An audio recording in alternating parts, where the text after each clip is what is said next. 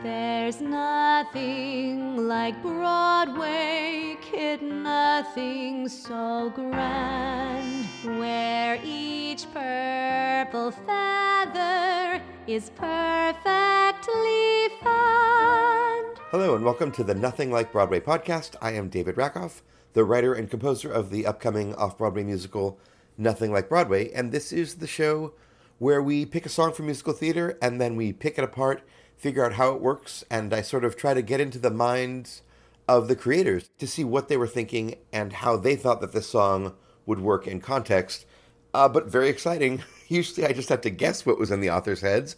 Today we're doing the title song from my show, Nothing Like Broadway. So I am me, and I have lots of notes from when I wrote this song, and so I can actually get inside my head, and we can really figure out what it is that I was thinking when I wrote this song. I'd wonder where we're going, but be too worked up to guess. Then next thing you know, we're lined up at the TKDS.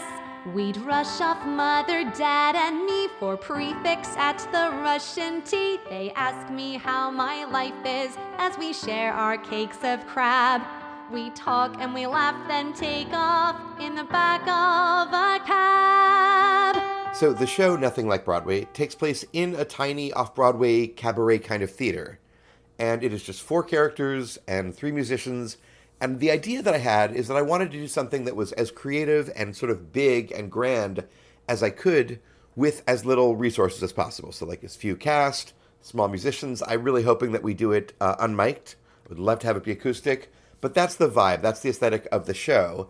And this is the title song. So the audience surrogate character is named Annabelle, and she is not an actor or performer in the world of the show. She is just a patron of the arts who comes to the show every day. And you're sort of like, why does this like fancy lady come in just every night to this little off-Broadway cabaret show? And this song is her backstory as to why she spends her time in this dingy little theater. So this song that we're looking at today is the 3rd or 4th song in the show, depending on how we end up editing everything. And she's been narrating the show for us. So she does not seem like one of the main characters. She seems like she is the person who is talking directly to the audience and telling us, what's happening and what the character's hopes and dreams are. She's very supportive of our protagonist, Milo, who's the schlubby lighting guy who dreams of performing on stage.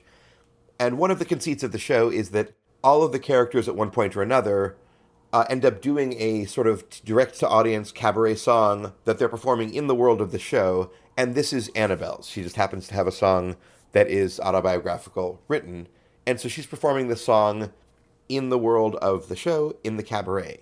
So I'm looking back at my notes for when I wrote this song, and the broad strokes that I had is it basically has to be her backstory. So the show is a combination of teeny tiny cabaret kind of theater and also big singing, grand, Les Mis, chess kind of singing, even though it's taking place in this little theater.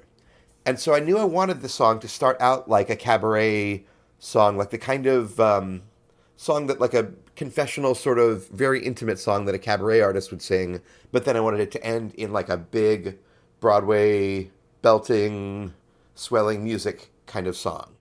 And that's sort of the fun. Like some of my favorite performers are people like Laurie Beachman or Ellen Green or Sally Mays, who are great both on stage in like a big show, but who also are really good at doing small cabaret work. Even Patti LuPone is like really good at like a small little character song that she's doing in a nightclub, but obviously she's also great as Evita, belting her guts out. So I wanted this song to be a journey from personal to big and sort of bombastic. And so I'm just looking over my notes here, and like I have like is there a way that it can be a real cabaret tearjerker, like a good, sincere, real song before the end? And so I was trying to think about, so the main character, we know that she's wealthy, we know that she has some sort of a backstory that has led her to want to be in this dingy little theater. And so this is a spoiler for the show, so I mean I think it's fine. The show's not going to be up for many months, but the big sort of surprise of this song that I had to keep in mind while I was writing it is that it seems just like an I Want song or like a get to know your main or one of your main characters song, but it's really, she ends up, again, spoiler alert, being the villain, behind the scenes villain of the show, which we don't know until the very end of the show, but this is laying the foundation. So this is really the villain's backstory disguised as an I Want song or a Here's Who I Am song or just an autobiographical, emotional song. So I'm looking at my notes and I have things like she's lacking beauty in her life.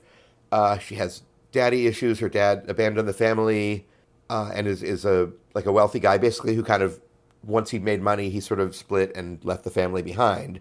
And then I was thinking, okay, so it's the sort of dichotomy of how theater was this really exciting thing for her growing up, and now the reality of her life is that she's in this small sort of dingy theater. And as somebody who, grew up not living in New York, but every summer for vacation we would come to New York and see a bunch of shows, we'd see 5 shows in 4 days, that kind of a thing, which are, just amazing memories. I wrote the song not long after I moved to New York to live permanently as an adult a few years ago. I want to make this personal. Like, most of the songs in the show are, personal in the sense that they're my aesthetic or things that I think are funny or moving or interesting. But this is really the one that has, the real specific lists and lists of details that I remember from my childhood fondly. And then at that point I realized, oh, wait a minute. The title of the show, Nothing Like Broadway, has 2 meanings. It's like, oh my gosh, there's nothing like Broadway. Broadway's awesome. And also, hey, this is nothing like Broadway. Ugh. Right? And so I wanted to, then I was like, okay, in my notes I was like, ooh, wait a minute, is this the title song? Nothing Like Broadway. Double meaning. Great. So that's me in my notes, congratulating myself for figuring that out. And so then I basically started to think about, okay, what is the structure of the song? I wanted to go from her memories of a child, then the second verse is going to be her father leaving, and then I wanted the bridge to be really raw and really just the ugliness of her when she was feeling lost in her life. And then it comes back around to she rediscovered beauty and purpose in this dingy little theater. And it's like a metaphor for her life. So when I write a song, I usually will just make lists and lists and lists and lists of rhymes, but also just phrases that I think might be useful. It's just sort of a brainstorming. So I have lists and lists and lists and lists. So I'm just looking at some of the lists of fond memories as a child going to New York in the theater. Cast album and a t-shirt. Dad would buy me a program, the kind that's not free. The original Cast CD, and then I was like, hey, that rhymes. I ended up not using it. The Russian tea room, the line at the TKTS for me is home base to my nostalgia about theater. And I live now a couple blocks away from the line at the TKTS booth, which is very exciting. Soon, tune was a rhyme that I was like, oh, I probably should use that, and I did. And then I had something like, when you're 10 or 11 and there's nothing like Broadway to make you feel safe, which is not an exact lyric that I used, but that was the right idea. And that was when I realized that the title of the song, There's Nothing Like Broadway, was going to be the chorus, and the first time it's sung, it's her father talking about how great Broadway is. And that did stick. So, in fact, I have the lyrics that almost look exactly like what the final lyrics are. So the first chorus is, there's nothing like Broadway, there's nothing so grand. There's nothing like Broadway, kid, nothing so grand, where each purple feather is perfectly found. Cowgirls dance and orphans laugh till the curtain call. There's nothing like Broadway, no, nothing at all. And so that's her dad setting up her worldview. And then the second verse is her dad starts to get more and more distant, and instead of seeing him every year, she'd see him every 5 years. I'd take with Dad a yearly drive till once a year was once in 5. And then the last time that she saw him, he takes her to a Broadway show, and now they're sitting in the front row because he has money. But then that's the last time, and she's saying there's nothing like Broadway, like she's singing this as herself as a child. There's nothing like Broadway for saying goodbye, for calling it subtext instead of a lie. And then the bridge is a sort of dark patter. It's 6/8, like a barrage of specific details about her self-destructive tendencies in her 20s. In my 20s, I tried to get out of my head, trying potions and powders and bed after bed. In my 20s, I tried to get out of my head, trying potions and powders and bed after bed, but with sallowing skin and with darkening thought, if to be or to not be means better to not. Powders being like cocaine or crystal meth or something, potions being alcohol. And so it's just very dark, and with sallowing skin and with darkening thought, if to be or to not be means better to not, suicidal. So I wanted to make it sort of obliquely real dark. And the kind of thing that, an actor can just really act like, she wouldn't have a cigarette, but like in this sort of like, almost like it's not a musical and it's just very gritty and very raw. And it's always a fun thing to work when we work on the song with an actor, because it just lets you sort of give up any like, I'm in musical theater. And it's just like, oh boy, like here's this thing, and making it very naturalistic. And then at the end, she starts to reconcile the darkness and her current theater that we are, watching the show in, presumably, which would be either an off-Broadway theater or in the future, like a regional black box or whatever. And like the stage only has maybe 17 lights, and the days are depressing, but oh man, the nights. And then it is lots and lots of details that are exciting about small theaters. I love big theaters, and I love small theaters. And there's a lot to love in both of them. After living my life in a sumptuous slump, then I found myself here in this dusty old dump. So the stage only has maybe 17 lights, and the days are depressing, but oh man, the nights, the drunken conversations in the bathroom, in the stall. The elderly man who warms up, doing scales in the hall. The upright with the missing keys. The high school kids with fake IDs. So the music of this song was, I knew that I wanted it to be like a really fun sort of, the kind of song that you hear and you're like, ooh, yeah. Like Stars on the Moon or Meadowlark or My Brother Lived in San Francisco was another song that I really got inspired by. If you don't know that song, look it up. It's gorgeous.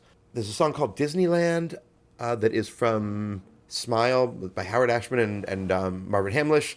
There's a lot of that. There are a lot of songs that are sort of wanting, yearning about a specific place and all of the specific memories that brings back. And I wanted this one to be in that sort of a world. And I wanted it to sound very musical theater-y. So the chord progression is very sort of classic musical theater. With like a diminished chord is really important, and I wanted to make sure that I sort of outlined most of the diminished chord with the actual notes that are being sung. Sometimes you can have a regular melody with an unusual chord underneath. I really wanted to use the unusual notes of that diminished chord, where each purple feather is perfectly fanned, is just going basically more or less up the diminished chord. Is perfectly fanned. And then there's a counter melody that I really liked, that's I think very pretty, that's played by a single lonely trumpet. And the show is just piano, trumpet, and violin. And for me, trumpet is like the ultimate like classic Broadway instrument to give a very nostalgic feel. The second time I used it, the second chorus, when she's saying goodbye, I just changed one note of it so it has a minor sound instead of a major sound, because it's sad. And then I actually ended up recycling that counter melody quite a bit in the show to sort of give it coherence. So the finale number is basically entirely based around just that counter melody that I was just like, oh, wouldn't it be nice to have a little do-do-do-do-do-do-do-do. But then that ended up being the basis of the entire finale. And then I wanted the end of the song to have a key change, which is something that, as a composer in theater, like, you try not to use it too much because it's just so effective, so you don't want to overdo it. And so, like, because basically almost any song could be improved if you're just looking at that song with an exciting key change. But for this song, I was like, no, this is the time. This is, we all got that in our back pocket always. And you try not to use it, because otherwise you would just use it in every song and it would lose all of its effect. But this is where I really did want it to go from, when it's at the end, this hard-earned self-pride is like, if not now, when? So that there's this kind of exciting key change where she changes up and then the music really swells in. It sure is in Broadway, but I'm not my dad. It's nothing like Broadway. It's messy and real. There's no sappy string. And then I wanted it to end on a big, swirling, like up and down cascading piano and in the show, violin and trumpet, because I wanted it to sound really, really grand, theatrical, and like she had earned big high notes, big loud singing, and it ends as if we are in the big Broadway stage of her mind, even though she's physically in the teeny tiny off-Broadway theater. But it's alive, and it's mine.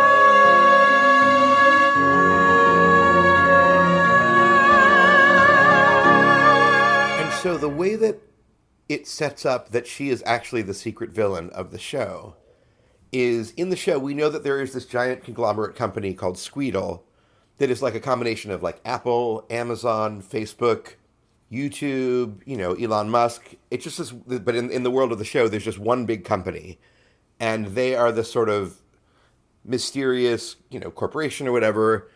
And we also separately in this song know that her father, who was really into theater, left the family once he became wealthy. And I think that it's just enough of a clue that we don't connect that he is the guy he became wealthy by creating this big company. And so in the end, we find out that Annabelle, who's singing this song, has been behind the scenes, being really malicious in order to impress her father so that he will welcome her back into his life. But I wanted to make it, not obvious, because you really want to just love Annabelle, and she's, a lovable character as far as we know, so that it's a big surprise when she ends up being the villain. And so I feel like the song was a fun way of, like, I'm always a little bit wary of being too sentimental or like using nostalgia, but because the nostalgia in this song is so personal to me, and the details are so specifically personal to me, and that any goodwill the audience has that is engendered by this song is going to be more fun when we pull the rug out from them at the end and are like, actually, we were telling you the reasons that she's been fucking everybody over this whole show. And also it allows her to redeem herself, another spoiler, her to redeem herself at the end of the show, and we do feel compassion for her because in retrospect, we recontextualize Nothing Like Broadway, the song, and realize, oh, this is why she's been doing all of these mischievous, kind of evil things to the other characters who we also hopefully like. And I think without this song setting up that she is a human being and has these very specific reasons for behaving in the way that she does, it allows the show to end on a happy note, even though she has done some terrible, terrible things. Oh, and one more technical thing that I had forgotten about until just now. The entire stress pattern of the verses is based on how awkward it is to set the acronym TKTS. I was trying iambic, all these different things, and it's like, it's not TKTS or TKTS, it's TKTS. Right? Like when you say it, it's TK, pause, TS. TKTS. The TKTS booth. Like that's how you say it. And so because of that, and because I'm like a stickler for always having all the verses be exactly the same stress pattern, I had that part in the verse where it goes TKTS in the back of a cab. Like every single verse had to have that slightly awkward stress pattern that TKTS does. And that's something that's sort of fun you can do when you are a writer of the music and the lyrics, is you don't have to argue with your composer over no, it's really hard to set that. We have to base the entire thing on this one little phrase, because I knew that I really wanted it. It was really important to me, and it was important to me that it was set well. Yeah, so I'm really happy with the way this song turned out. It took a lot of rewriting and sort of compressing and excavating, doing this show is a very light, fun, farcical show. Having this song that has these very specific, very dark details was a little bit of a task in order to feel like tonally they fit in the show. And I'm very happy with the way it worked out. Whenever we have done this, either in a workshop or if someone is just singing this song out of context and I'm coaching them in some way, it's a really fun song to work because it really is a monologue that really has a beginning, middle, and end. And it's also a real showcase where they get to go from this very sort of nuanced, neurotic, naturalistic acting and singing to this very big, grand, here I am standing in the spotlight, belting out this big ending of the song. It's a fun song to watch, and it's a fun song to perform. I performed it sometimes, and there's just a lot of acting.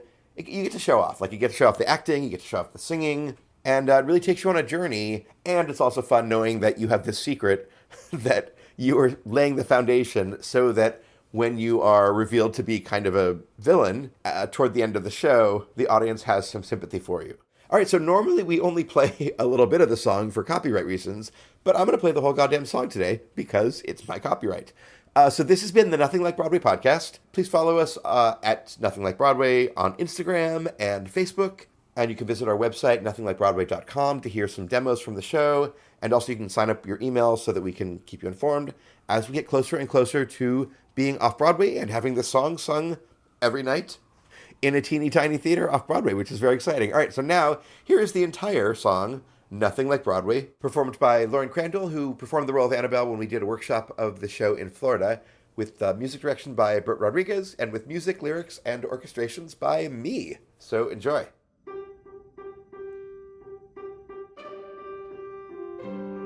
I wonder where we're going, but we too worked up to guess. The next thing you know, we're lined up at the TKTS. We rush off Mother, Dad, and me for prefix at the Russian tea. He asked me how my life is as we share our cakes of crab. We talk and we laugh, then we take off in the back of a cab.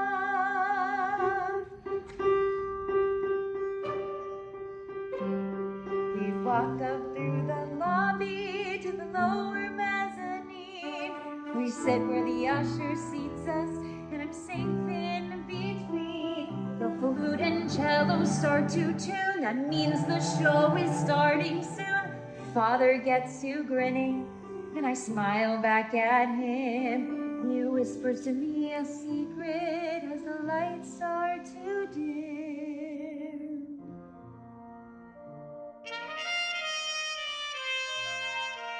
There's nothing like Broadway, kid, nothing so grand, where each purple feather is perfectly fair. Cowgirls dance and orphans laugh till the curtain falls. There's nothing like Broadway, no, nothing at all.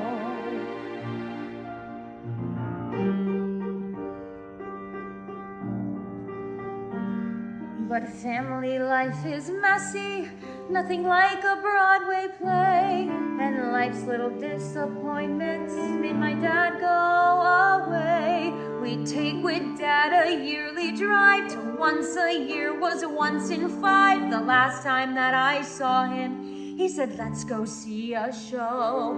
We walked down the theater aisle to the center front wall.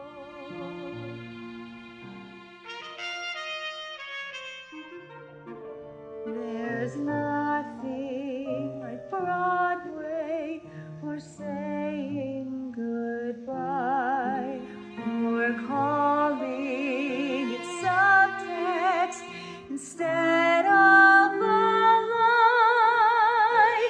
Sailors tap and gangsters joke to a tune, a full score. There's nothing like Broadway for me anymore. In my 20s, I tried to get out of my head, trying potions and powders and bed after bed, but with sallowing skin and with darkening thoughts. If to be or to not be means better to not. After living my life in this sumptuous slump, then I found myself here in this dusty old dump. So the stage only has maybe 17 lights, and the days are depressing, but all the nights, the drunken conversations in the bathroom, in the stall, the elderly man who warms up doing scales in the hall, the upright with the missing keys, the high school kids with fake IDs. It isn't quite a theater, but it's certainly a space. I can't seem to shake the feeling he'd have hated this place.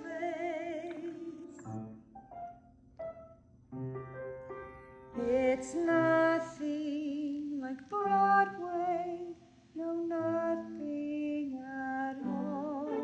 A fantasy galaxies lived here seem pretty darn small. Voices crack and words are dropped. He would call it sad. It sure is in Broadway, but I'm not my dad.